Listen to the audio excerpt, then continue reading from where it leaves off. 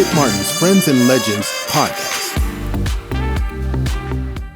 Hey there, friends and family. How you doing? Another episode here of Friends and Legends, my podcast. And today I have a good friend, and he's definitely a legend, Mr. Phil Soussan. How are you doing, brother? I'm doing very well, Skip. It's lovely to see you. Always lovely to see you. Lovely I'm to very see glad you. to be here. Nice jacket, man. Oh, I thought I'd make the effort for you because you're such a stylish Where are chap. you? Because I want to come by and have a drink. This is a bar at my house. You know, I'm always comfortable having a bar. I love a bar, not because of the drinking aspect, but it's always a place where you can kind of just relax with friends, chill, kick back, Yeah. and have a great conversation. So what better to have a little bar in the house? That's a beautiful scenery. Beautiful scenery. Well, I want to get right into it. We have about 20 minutes or so, and I want to make this happen and do some great things. So, Phil, I'm going to take you back, ask you a few questions. You know, let's go back a little bit of our background. You know, for all my friends out there that are watching this, you know, Phil and I met, you know, a couple years ago or so, really officially, but unknowingly we had met years and years ago somewhere in Finland, I think. Mm-hmm. And he was doing something and playing with Steve Lukather. Is that correct? That's correct. Yeah, we were playing in a band. It was Steve Lukather and it was Edgar Winner, and Yes. Gary Ferguson was playing drums, and myself. Yeah. And the band was called The Odd Couple because when you put Yes. Steve Lukather next to Edgar Winner, you couldn't have two people that looked any more different. So, And then what was the other guy? They were playing because I went to a jam session with Steve and what's the guy that was blind and played the guitar as well? oh, Jeff Healey.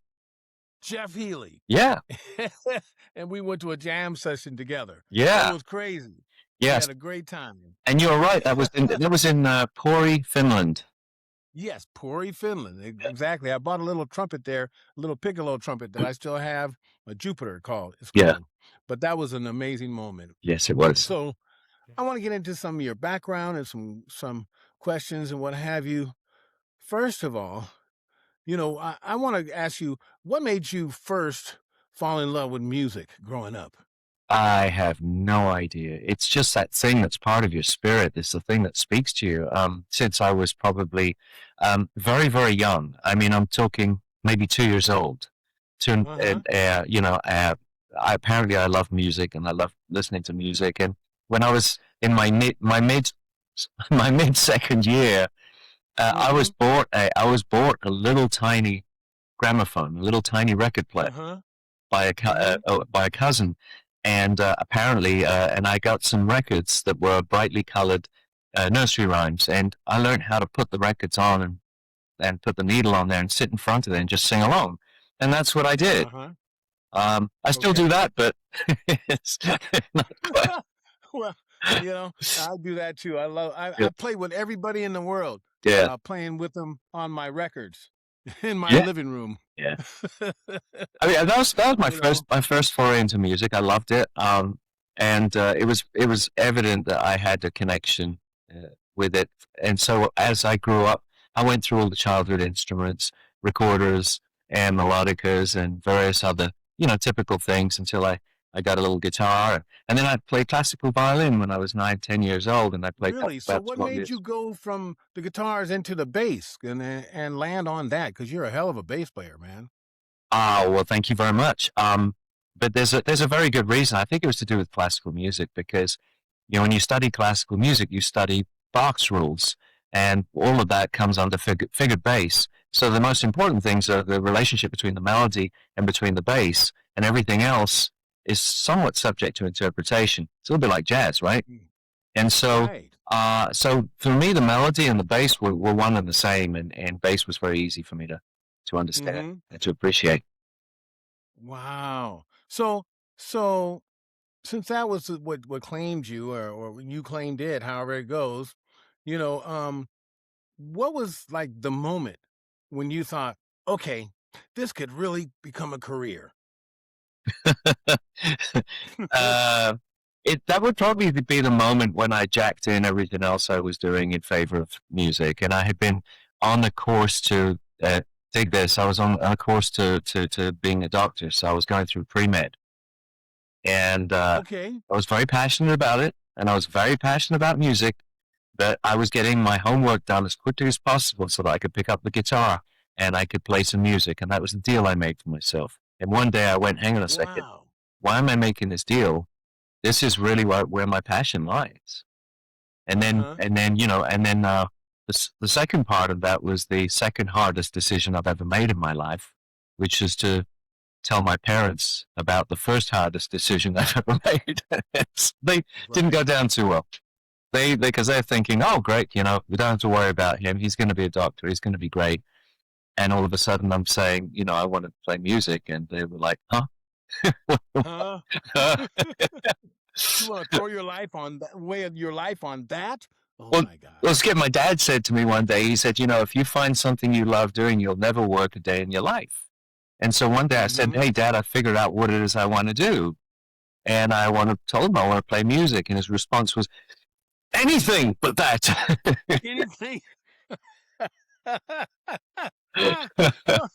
Oh my gosh. Well, No.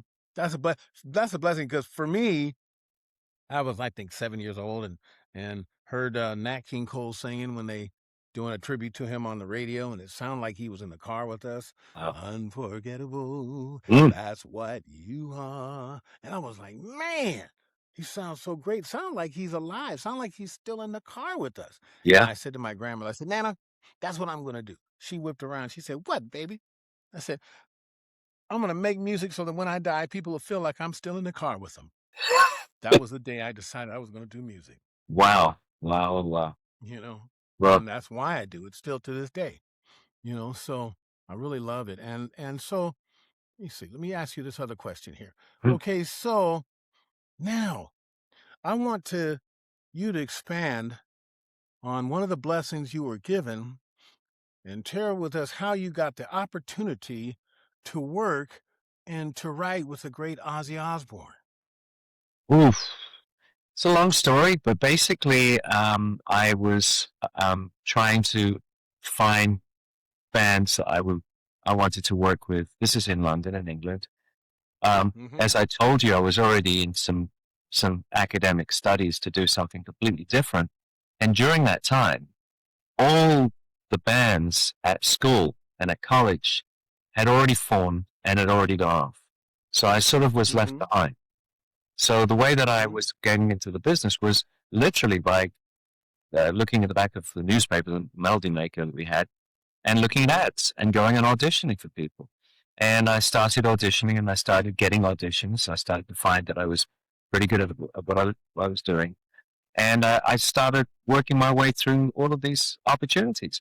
Now, sometimes the opportunities didn't come to anything in themselves, but it sort of led to another opportunity. There's a lot of stepping stones, if you like. And then one day, Mm-hmm. I have this. I did a show one night. This is really funny. One thing led to another. I ended up actually playing with Jimmy Page, Led Zeppelin, Uh-huh. and I was a huge fan. Agent Plant.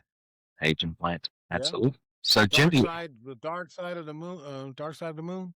oh, that's Pink Floyd, Led Zeppelin, any Yeah, Led Zeppelin. Led Zeppelin. Yeah. Mm-hmm.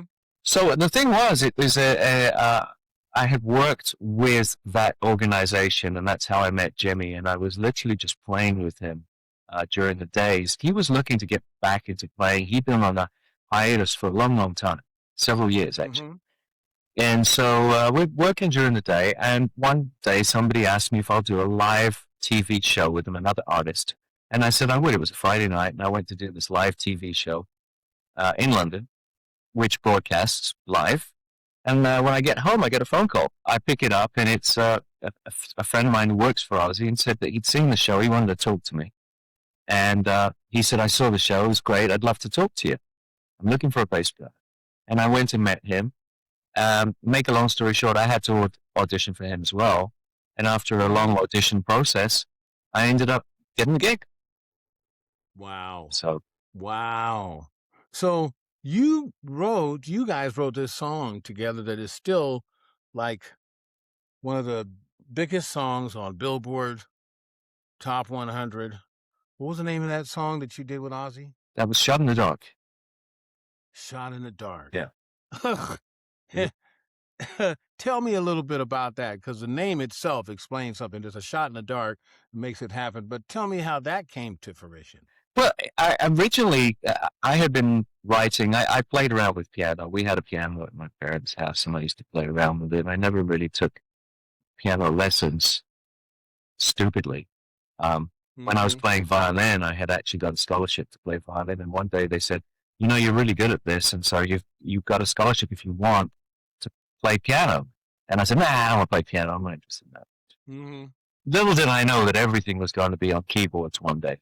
And that would have been the smartest thing I could have ever done. One of the regrets I had was not taking piano lessons. But yeah, so I play around on the piano. And at the time, I was listening to I was a rock guy, but I was listening to a lot of jazz fusion. And there was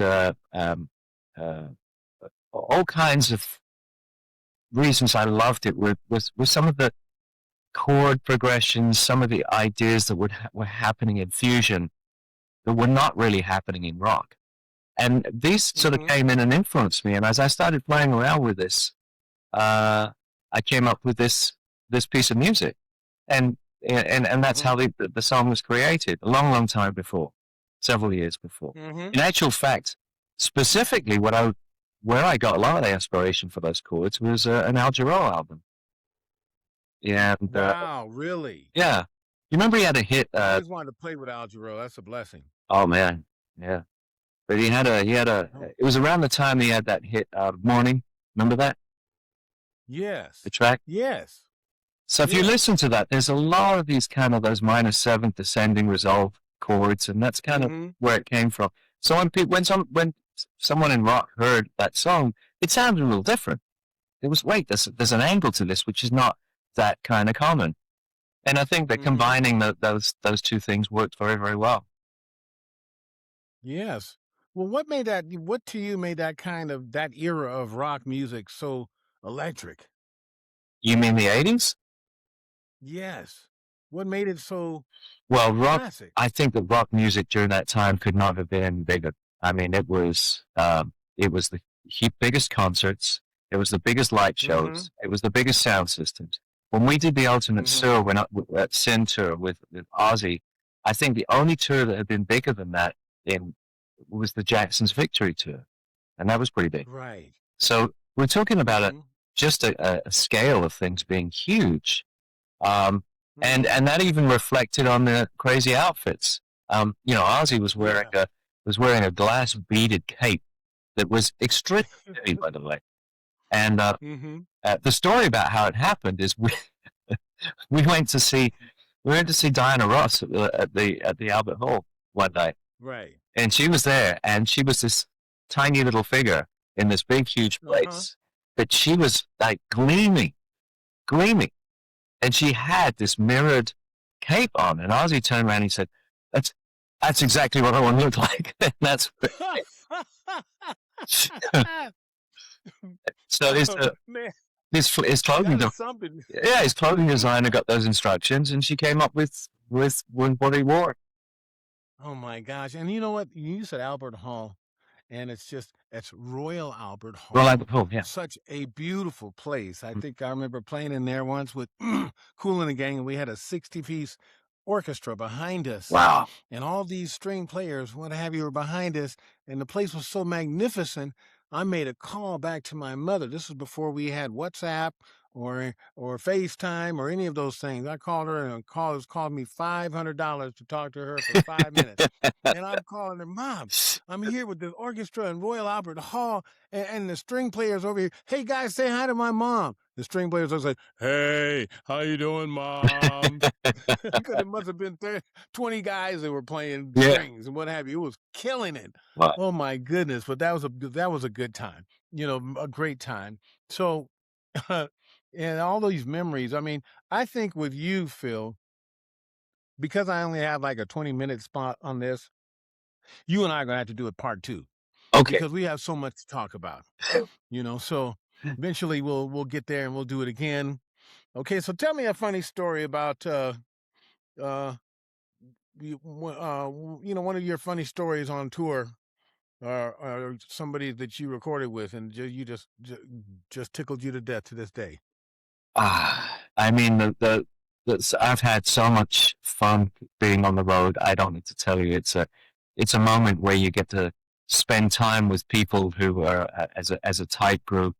The worst thing about tours today, um, is this.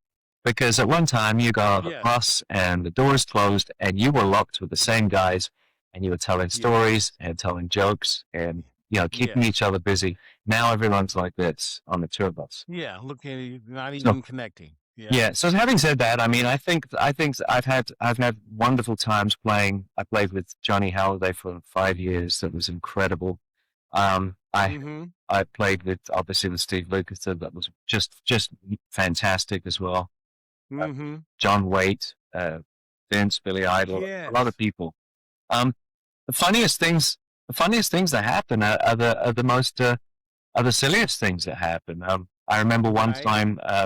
one time around that time when I was working. Oh, actually, we played North Sea Jazz with Steve Lukather. Greg Bissonette was playing drums, and Brett Tuggle was playing keyboards.